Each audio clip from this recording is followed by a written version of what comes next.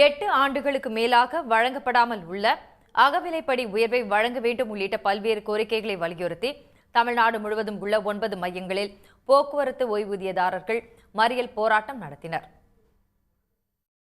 2022ஆம் ஆண்டு முதல் ஓய்வு பெற்றவர்களுக்கு வழங்க வேண்டிய பண பலன்களை உடனடியாக வழங்க வேண்டும்.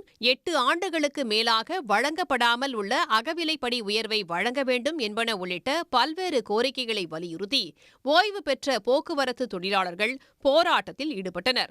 சென்னையில் பல்லவன் இல்லம் முன்பு சாலை மறியலில் ஈடுபட்ட அரசு போக்குவரத்து கழக ஓய்வு பெற்றோர் நலச்சங்கத்தைச் சேர்ந்த 500க்கும் மேற்பட்டோரை போலீசார் குண்டுகட்டாக கைது செய்தனர். இதேபோல் விழுப்புரம், நாகர்கோவில், நெல்லை, கும்பகோணம் அரசு போக்குவரத்து கழக தலைமை அலுவலகங்கள் முன்பும் போராட்டம் நடைபெற்றது.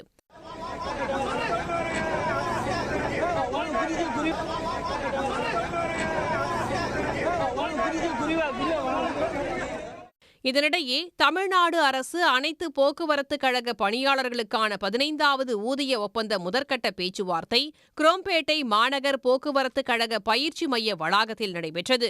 போக்குவரத்து துறை அரசு கூடுதல் தலைமைச் செயலாளர் பனீந்திர ரெட்டி தலைமையில் நடைபெற்ற இக்கூட்டத்தில் தொழிலாளர் முன்னேற்ற சங்கம், அண்ணா தொழிற்சங்கம், CITU உள்ளிட்ட 84 தொழிற்சங்கங்களின் பிரதிநிதிகள் பங்கேற்றனர்.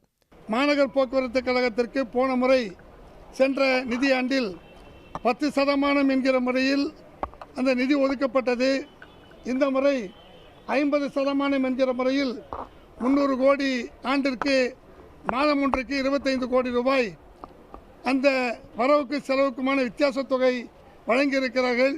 இதே போன்ற அனைத்து போக்குவரத்து கழகங்களிலும் இந்த வரவுக்கு செலவுக்கு வித்தியாசமான தொகையை வழங்கினால் பல்வேறு பிரச்சனைகளுக்கு தீர்வு ஏற்படும் என்பதை தனிப்பட்ட முறையில் போக்குவரத்துறை அமைச்சர் செயலாளரோடு தெரிவித்திருக்கிறோம். முதல் கட்ட பேச்சுவார்த்தையில் எந்த முன்னேற்றமும் ஏற்படாத நிலையில் 2வது கட்ட பேச்சுவார்த்தைக்கான தேதி விரைவில் அறிவிக்கப்படும் என்று போக்குவரத்து துறை சார்பில் தெரிவிக்கப்பட்டுள்ளது.